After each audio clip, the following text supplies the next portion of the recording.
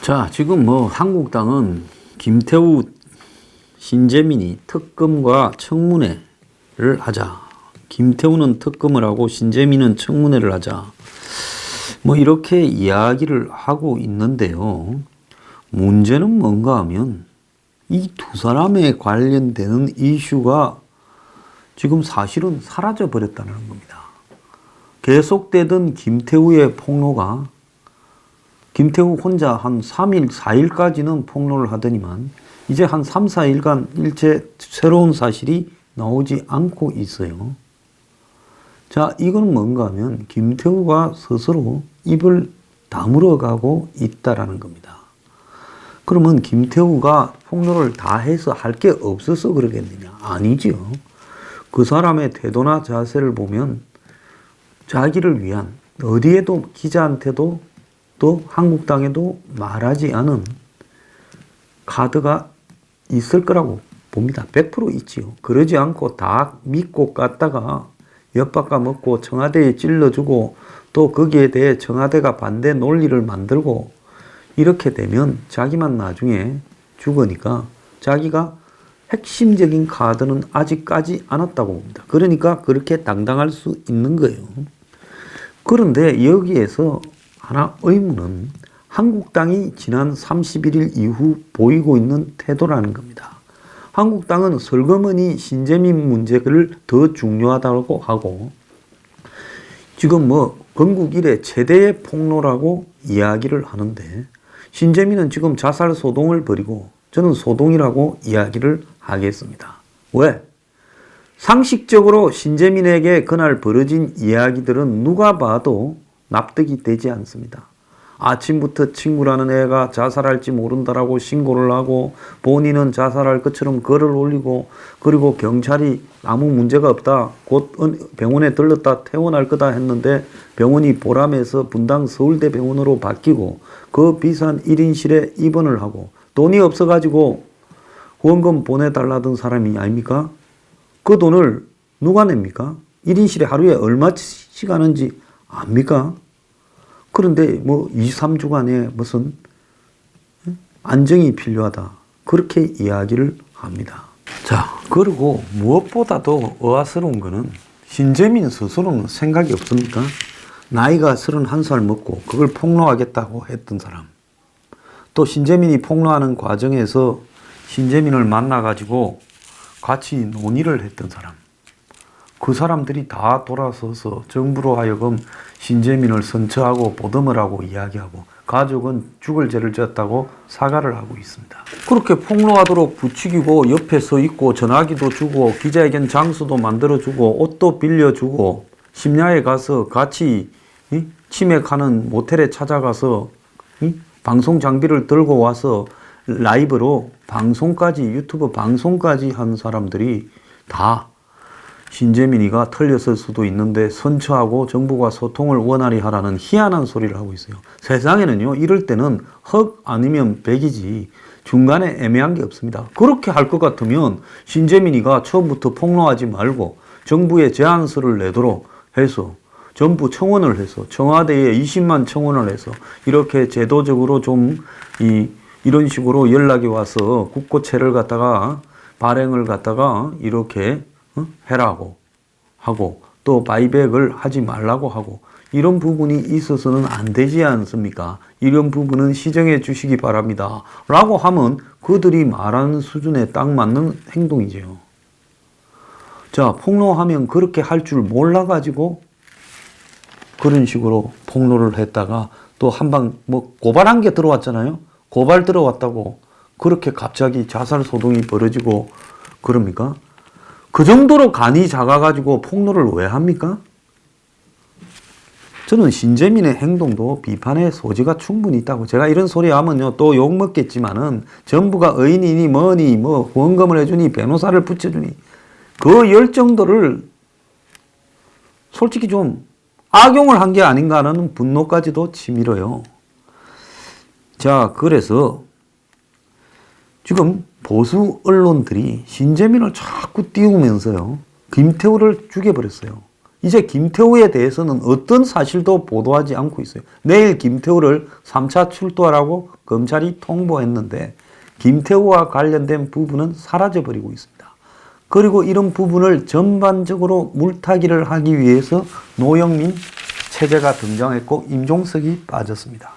그래서 어제 이어서 제가 한 번 더 주장을 해보는 것은 뭔가 하면 대외적 명분으로는 보수 진영, 보수 언론에 자, 임종석이 뺄 거니까 이제는 좀 이 정도로 양해를 좀 해주라 하고 물 밑에 명분으로는 너들 걸려있는 거 다 덮어줄 거니까 딜 치자고 한 거 아니냐.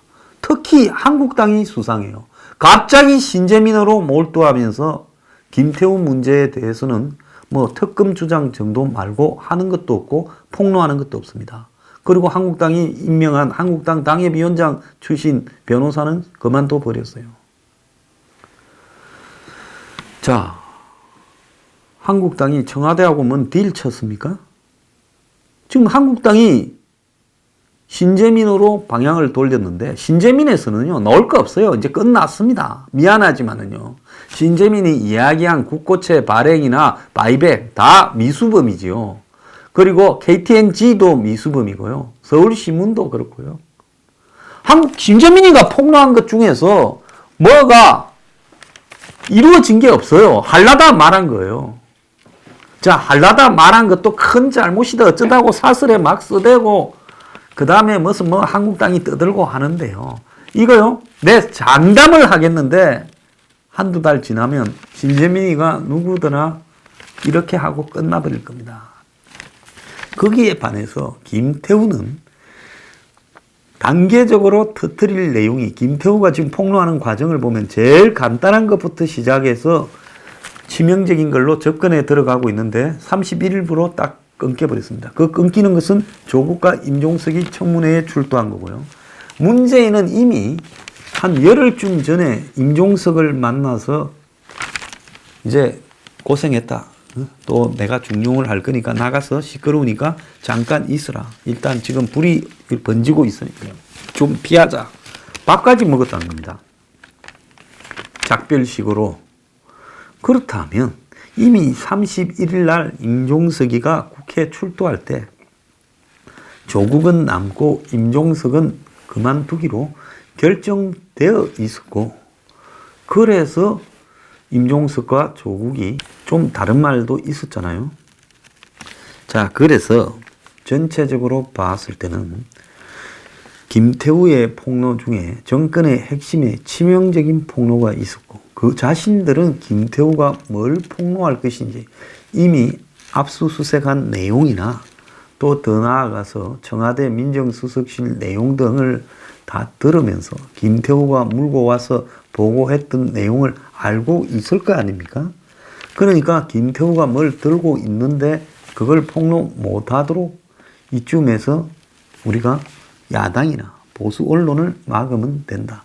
이 두 개만 막으면 나머지는 똥인지 오줌인지 된장인지 어떻게 흘러가는지 모르는 사람들이다.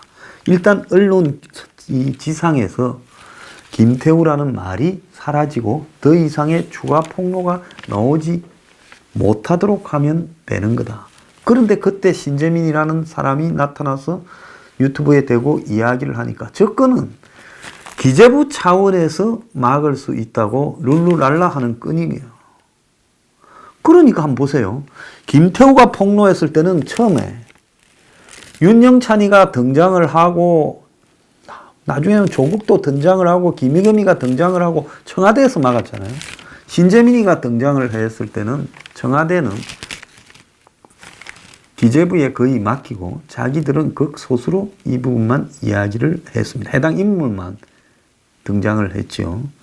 그래서 권력을 가진 사람들은 이 폭로와 저 폭로의 비중과 결과가 어떻게 될지를 알고 있는 겁니다. 그래서 지금 이번에 김태우의 폭로가 임종석 교체를 앞당겼다라고 보고 있고요.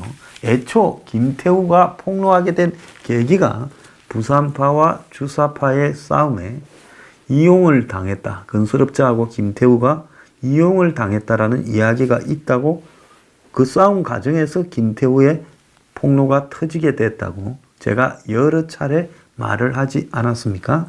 그러면 그 싸움의 결과 누가 물러났습니까? 주사파의 거두 임종석이 물러났어요. 자, 그러면 부산파가 일주장군의 임종석 제거에 성공은 했는데, 그렇다고 부산파나 부산파에 가까운 양정철을 그 자리에 앉히기에는 이것 또한 문재인 입장에서 부담스러우니까, 또 북한이 보고 있을 거 아닙니까? 그럼 임종석을 완전히 죽인단 말이냐. 자, 한간에는 임종석이 통일부 장관으로 갈 거다. 그러면 통일부 장관이면 청문회를 가야 될 건데, 임종석이 청문회에 갔을 때 과연 견딜 수 있겠느냐, 이런 이야기도 있어요. 그래서 임종석이 뒤로 물러나서는 문재인의 문정인 같은 통일 외교 안보 대북 특보를 맡을 가능성이 있어요. 특히 대북 사업 특보를 임종석이 맡을 가능성이 있다.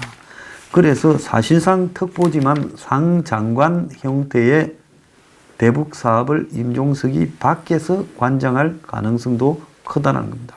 그러면 요건 임종석이 뭐 특보밖에 안 되는데 직접적으로 임종석이 2인자다 말을 하기는 좀 어려울 거고, 의혹이나 문제 제기를 하는 것은 어려울 거고.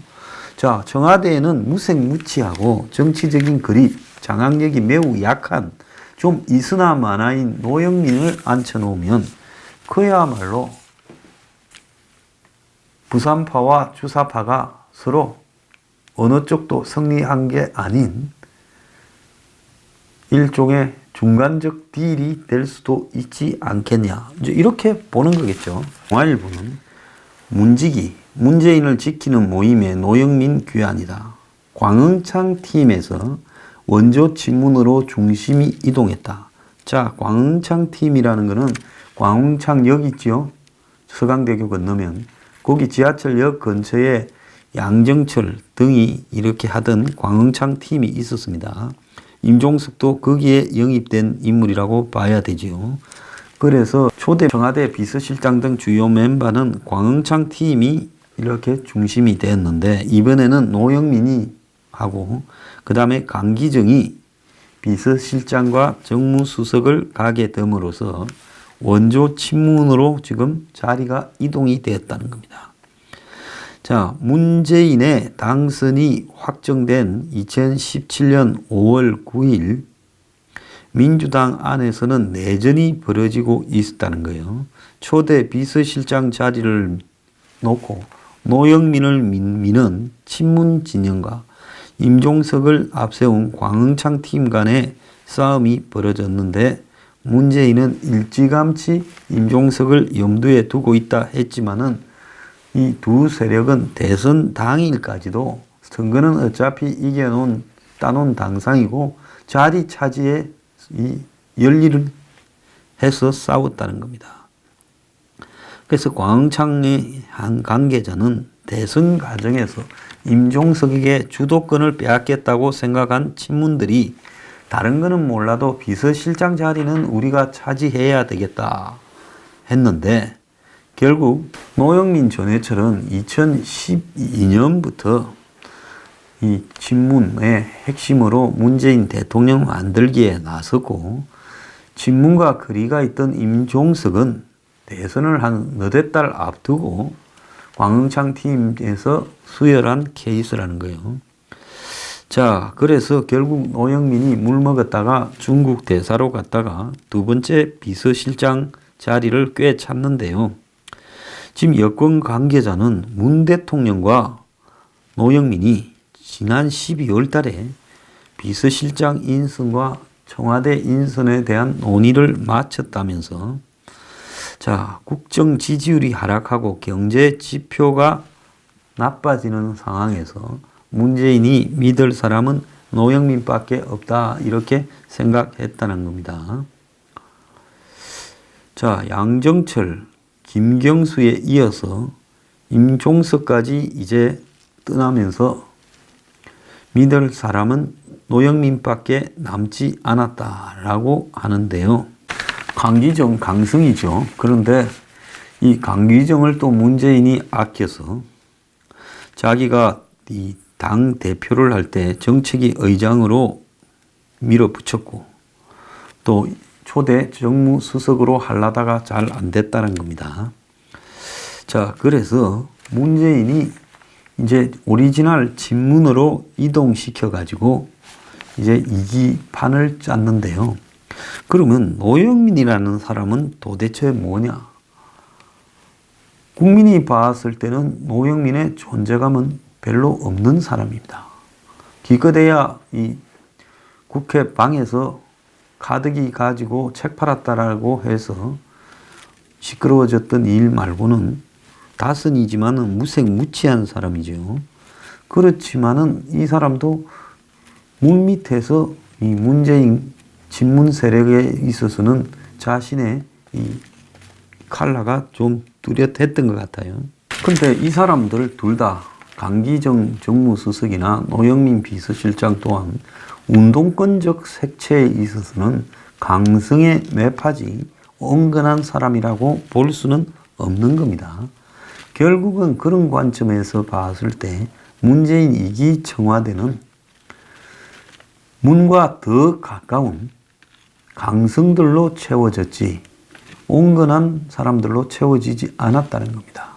그리고 더 나아가서 조국을 그대로 유임시키는 것은 적폐청산이라는 공포정치를 계속하겠다는 것을 의미하는 거예요.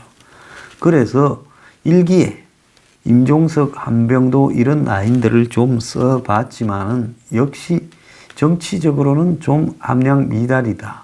그래서 이들을 일단 빼고 정치적으로 노회한 강성들을 앞에 박아서 밀어붙이자. 그리고 공포정치는 계속해 나가자. 이것이 문재인의 지금 의도라고 보여집니다.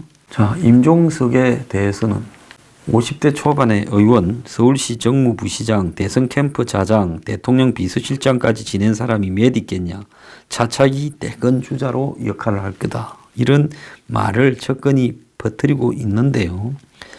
자, 임종석이 다른 어디에서 나타날 건데 선거에 출마할 거냐. 아니면 통일부 장관이나 제가 말한 특보 형태로 북한과의 일을 계속해 갈 거냐. 자, 이런 부분에 대한 이야기가 나오고 있습니다. 자, 민주당 중진들은 지금 장관직 하나 꿰차려고 또 난리라는 거예요. 지금 1월 말이나 2월 달쯤에 개각이 있을 건데 그래서 지금 국회의원 서너 번 한 사람들은 장관 시켜주면 그것만큼 기대할 게 없다. 또 어떤 사람들은 국회의원 출마 안 할 거니까 장관 한번 시켜주라. 이런 사람도 있다고 합니다. 특히 문 정권이 대북 관계를 신경을 쓰니까 통일부 장관 자리가 지금 금값이다라는 이야기도 나오고 있어요. 자, 어쨌든 저는 김태우가 지금 임종석 교체를 앞당겼다라고 확신하는 사람인데, 자, 그 김태우는 사라지고 신재민은 등장 며칠 반짝 등장했다가 12월 29일 등장했다가 1월 3일 날 사라졌습니다. 그러니까 신재민은 정확하게 6일간 일주일도 못 되는 6일간 등장해서 시끄럽게 만들고는 사라졌는데 정확하게 신재민이 등장했던 기간이 김태우가 묻어지는 기간입니다.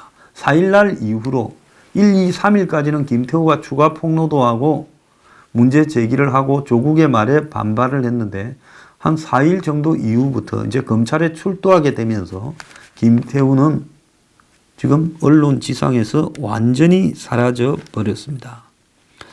자, 그런데 이 신재민이가 2일날 새벽에 추가 폭로를 밤에 12시 넘어서 유튜브로 한 것은 기재부가 고발을 해서 심리적 압박으로 했다고 오늘 조선일보가 보도를 했어요. 제가 신재민이가 이런 황당한 짓을 치맥 먹으면서 밤에 모텔에서 라이브 했다니까 또 누군가가 이것도 또 좀 해명을 해야 앞뒤 논리가 맞겠다 생각했는지 그 과정이 얼토당토하게 갑자기 조선일보에서 보도가 되었습니다. 신재민과 함께 실시간 방송에 출연한 장세환, 고대 출신인가 하는 사람은 1일 오후 8시쯤 신재민이 머물던 강남의 모텔방을 찾았다고 합니다. 이 신재민이한테 강남 모텔도 딴 사람이 얻어줬다는 거예요. 신재민이 원래 이 신림동에 고시촌 같은 데 있는데 거기에 모태를 얻어줬다.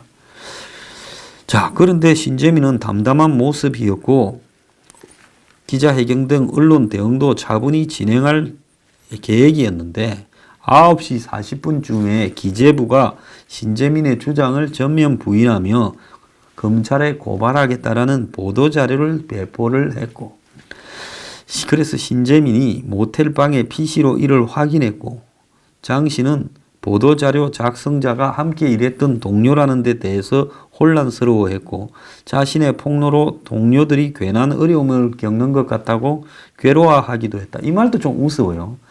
고소를 하면 상식적으로는 제가 옛날에 같이 일하던 동료들이 나를 고소하는 일에 예를 들어서 앞장을 섰다면 어떻게 하겠습니까? 저 나쁜 새끼들을 하고 이빨을 바득바득 갈지 그 동료들이 나 때문에 고통을 겪는구나 하고 이것도 굉장히 자기적으로 보이지 않습니까? 또 구속을 통해 입막음을 하고 상부에서 관련 증거를 없앨까 걱정을 했다. 신재민이 천진난만한 얼굴로 유튜브에 와서 이런 일들을 폭로할 때 그거 고발 정도를 안 할 거라고 생각하고 폭로를 합니까? 자기는 뭘 해도 정부는 가만히 있을 거라 생각을 했어요?